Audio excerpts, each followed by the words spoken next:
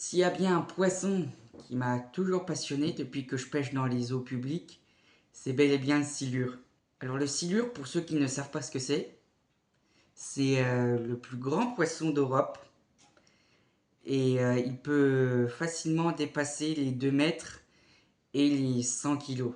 Je crois que le record de France, il doit dépasser les 2 mètres 70 pour facilement 110 kilos. C'est un magnifique poisson sportif qui fait des combats mais énormes. Et malheureusement, il est victime d'un délit de faciès parce que, bon, c'est vrai, c'est pas ce qu'il y a de plus beau comme poisson esthétiquement. Parce que pour ceux qui savent pas à quoi ça ressemble un silure, c'est un poisson qui a de longs barbillons. Il a la gueule d'un poisson-chat et le derrière d'une anguille. Et c'est un poisson qui est extrêmement puissant.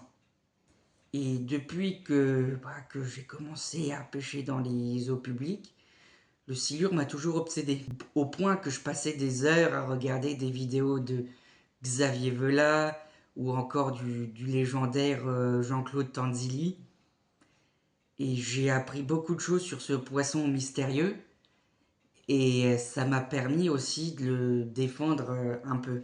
Parce que dans les Vosges, bon, quand j'étais jeune, on parlait très rarement du silure. Il y avait très peu de silure dans les Vosges. Et récemment, on commence à voir une population de silures qui commence à coloniser des lieux comme le canal de l'Est. Parce qu'ils remontent les canaux depuis Nancy, là où les populations sont beaucoup plus vieilles. Et les sujets de plus de 2 mètres, voire même 2 mètres 30, sont très courants sur la région d'Anseine, voire même sur Metz. C'est un poisson qui a colonisé toute la France et il fait naître des passions énormes. Mon premier silure, je me souviens, je l'ai attrapé en Haute-Saône.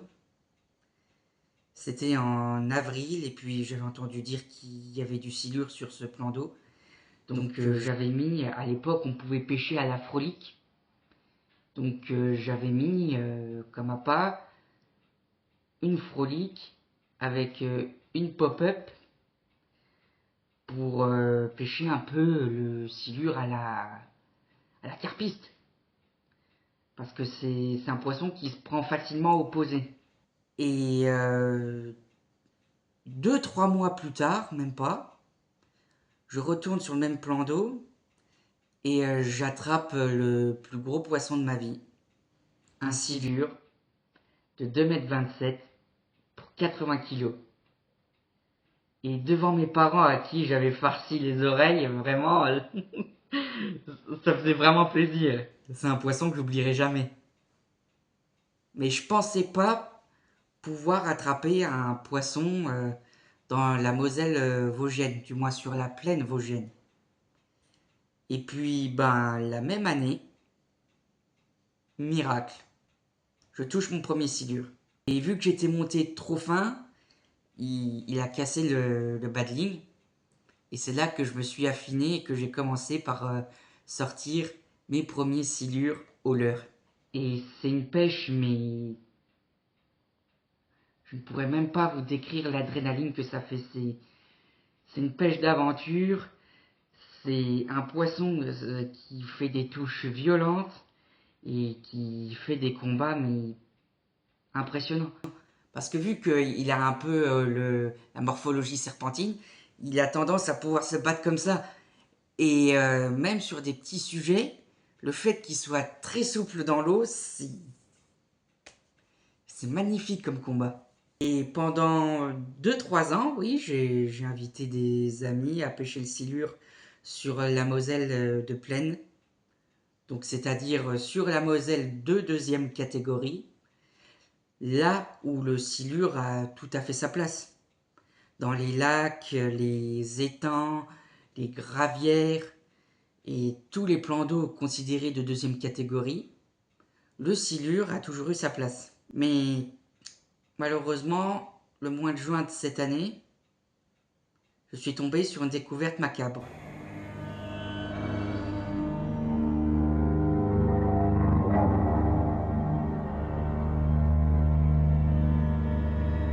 Alors que j'avais repéré des silures sur un secteur, même j'en avais attrapé un petit de même pas 80 cm au vif, je reviens le même jour, je reparle à des pêcheurs locaux qui s'étaient aussi mis aux silures, puis ils m'ont dit ne regarde pas dans l'eau, il y a quelque chose, ça va te dégoûter.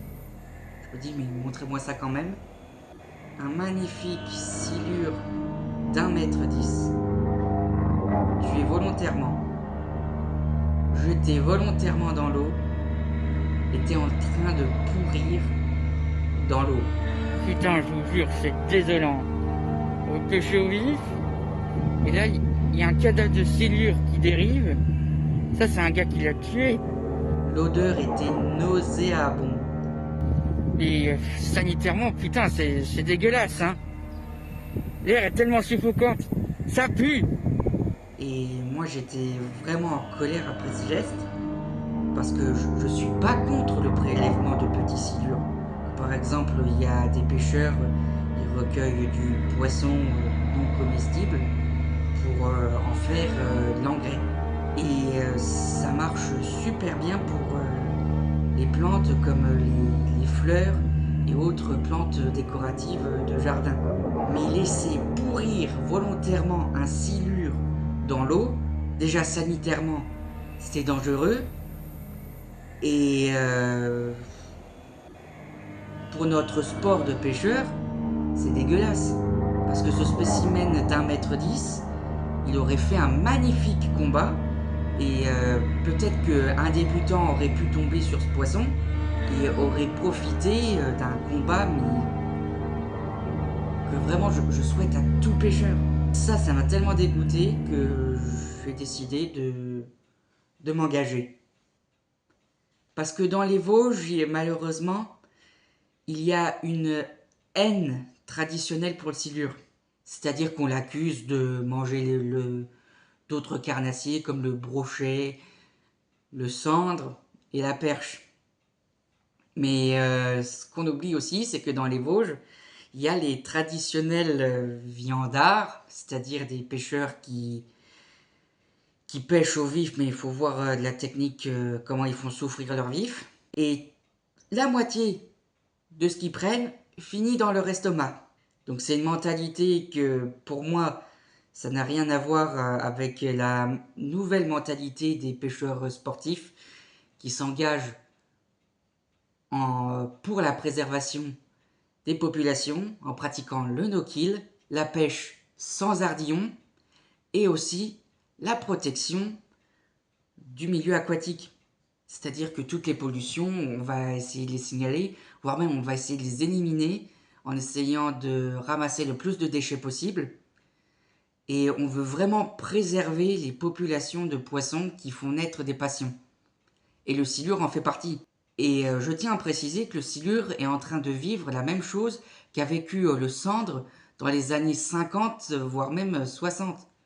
Parce que le sandre, pour ceux qui ne savent pas, il est arrivé grâce à des petites boîtes créées par un pisciculteur, dont je ne me rappelle plus le nom, qui a été créé pour coloniser les eaux de deuxième catégorie. Des eaux où on ne trouvait plus de poissons, parce que justement, il y a eu des abus, il y a eu des pollutions, mais il fallait voir les pollutions.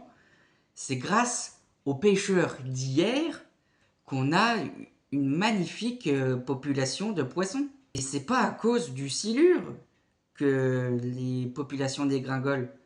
Bien sûr que le silure a un petit impact, mais ce petit impact, on va tendance à le grossir pour dire que c'est pas les pêcheurs qui prélèvent qui font du mal. Alors que en majeure partie, la pollution, qu'elle soit chimique, voire même faite par d'autres oiseaux qui malheureusement ont une population qui ont augmenté. Je pense notamment au cormoran. Le cormoran, c'est un oiseau qui malheureusement n'a pas du tout de prédateurs comparé au silure. Parce que le silure, quand il a cette taille-là, il peut se faire manger par tous les poissons carnassiers. C'est un poisson qui a trouvé ses prédateurs lorsqu'il est de cette taille. Dans les Vosges, où la majeure partie des silures ne dépasse pas les 1,30 m. Donc pour moi, c'est sûr et certain que c'est de la prédation volontaire de la part des pêcheurs locaux. Parce que j'ai discuté avec de nombreux pêcheurs locaux, et notamment avec les viandards, et ils me l'ont avoué, même naturellement, que ils tuaient les silures, même ils s'en vantaient. Et je les ai vus lancer des silures de cette taille-là dans des talus. Et ce que je faisais, vu que on était en période estivale et qu'il faisait très chaud, j'attendais que les pêcheurs partaient, puis je prenais une lampe frontale type carpiste et je cherchais tous les petits silures que je pouvais sauver. Parce que ce qui est bien avec le silure, c'est qu'il peut survivre longtemps hors de l'eau. Mais c'est vrai que si on le laisse trop longtemps hors de l'eau, ses chances de survie sont très faibles, quoi.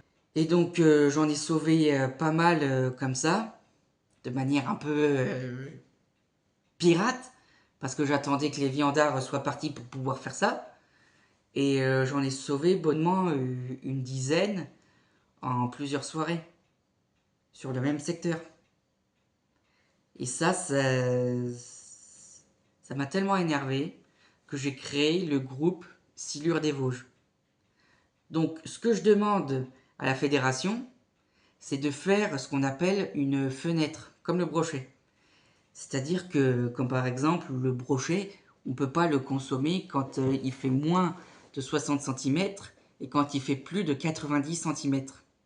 Et ce qui serait intéressant, c'est de voir des tailles où on peut prédater le silure de manière durable, c'est-à-dire si les eaux sont de bonne qualité comme le lac de Bouzet, on peut le consommer.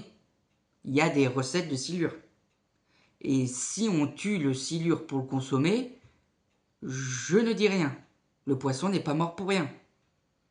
Et si on l'a tué pour l'utiliser en engrais, là non plus. C'est quelque chose de durable.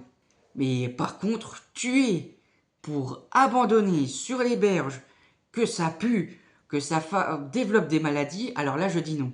Et ce qui serait intéressant, c'est de faire une taille du silure, ou à une certaine taille, où il s'est déjà reproduit, on peut le consommer ou l'utiliser comme engrais, mais quand il dépasse les 90, voire même... Non, 90 c'est quand même assez correct, on le relâche, tout simplement. Parce que c'est un formidable poisson de sport. Les associations, voire même les structures qui veulent tuer le silure, ils se rendent pas compte de l'obus qui se tire dans le pied. Parce que économiquement, faut un matériel spécifique, donc ça peut rapporter de l'argent aux fédérations nationales de pêche. C'est un grand apport économique comme la carpe. C'est un poisson qu'on peut attraper avec diverses techniques.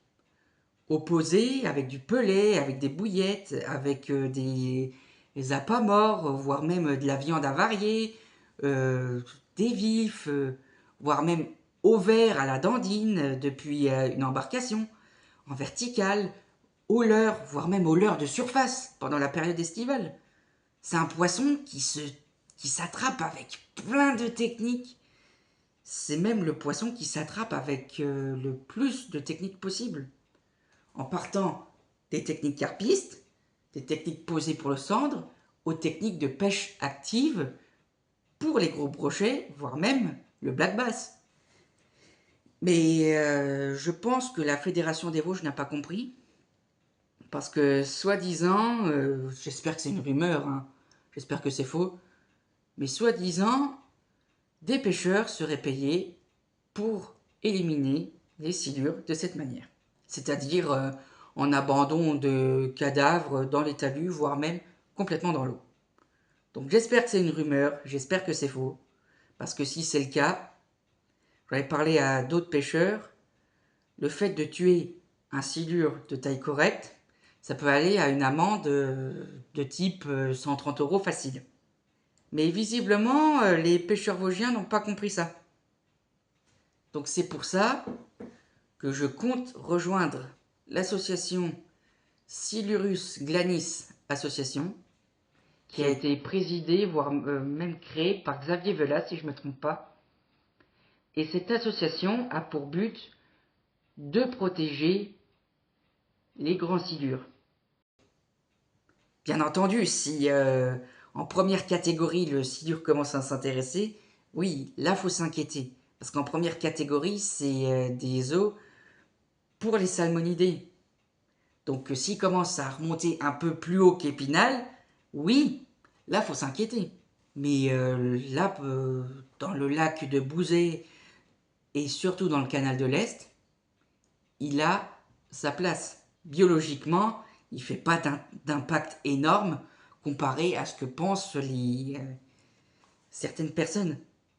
Bon, c'est vrai que ça peut faire peur quand on pêche le vif, quand on pêche le gardon à l'asticot, on attrape un petit silure, on se dit, bah qu'est-ce que c'est que ça?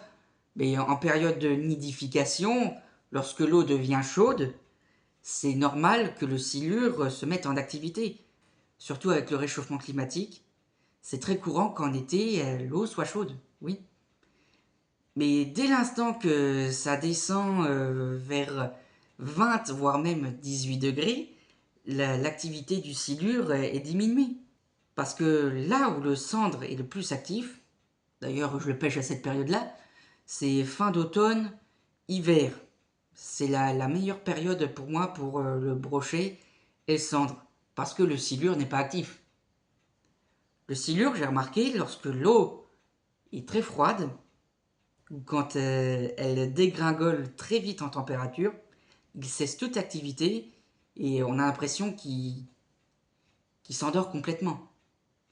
Et ça nous laisse le champ libre pour pêcher des poissons, comme le brochet et le cendre, qui préfèrent des eaux beaucoup plus froides. Donc je ne vois pas pourquoi on devrait observer en masse des abandons de cadavres de silure.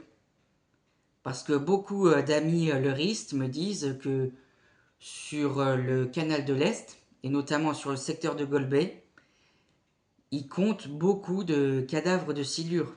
Facilement 7 cadavres de silure en une semaine.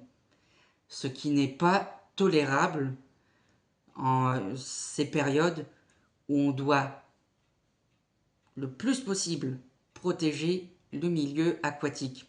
Et le fait d'abandonner des silures sur les berges et carrément dans l'eau, c'est la meilleure solution pour développer des maladies qui peuvent tuer une partie du milieu aquatique, que ce soit les poissons, voire même les canards ou les radeaux. Bien que le ragondin soit nuisible, c'est pas une raison de l'intoxiquer en intoxiquant d'autres espèces. Donc j'espère que mon message est passé. Et tous ceux qui regardent cette vidéo, je vous invite à rejoindre mon groupe FB Silure des Vosges pour partager vos prises, vos exploits de pêche sur le silure et même les photos de cadavres de silure que vous voyez pour pouvoir montrer à la Fédération nationale de pêche ce qui se passe dans les Vosges, pour peut-être faire bouger un petit peu les choses.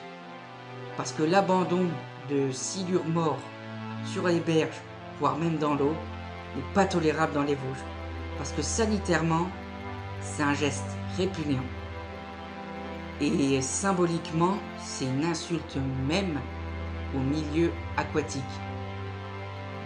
Donc, j'espère que vous aurez entendu mon message. Et je vous dis à bientôt pour de prochaines aventures.